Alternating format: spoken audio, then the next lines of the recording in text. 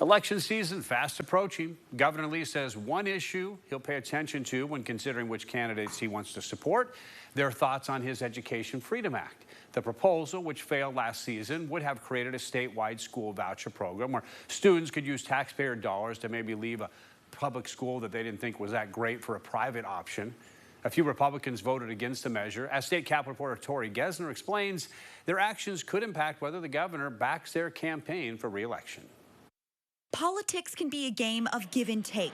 So, will Republicans who didn't play ball with Governor Bill Lee's Education Freedom Scholarship Act be benched this election season? This year, what I'm talking to candidates about is education freedom and choice for parents. I want to know where new candidates stand on that issue because it's so important to me. The Education Freedom Scholarship Act would have created a statewide school voucher program where up to 20,000 students could have used tax dollars to go to private schools. The idea dreamed up by Governor Bill Lee and supported by some Republicans last session. The number one responsibility for educating your child, or at least getting your child ready for school, belongs to the parent. But other conservatives were concerned about certain details. I am for school choice. I'm from open enrollment. But what I'm not for is the government paying for it and expanding government. Some Republicans from rural areas didn't back the bill because their districts didn't have enough private schools to take advantage of the money.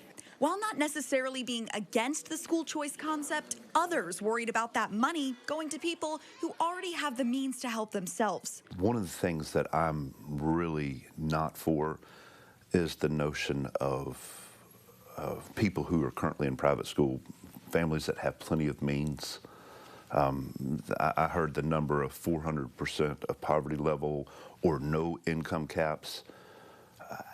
That makes me nervous. Many of those conservative lawmakers now up for re-election. When Governor Lee was asked whether he would oppose them during their campaign, this is what he said. I will find out everything about all the candidates in a particular district to understand who I can be most supportive and most helpful to. Reporting in Nashville, I'm Tori Gessner.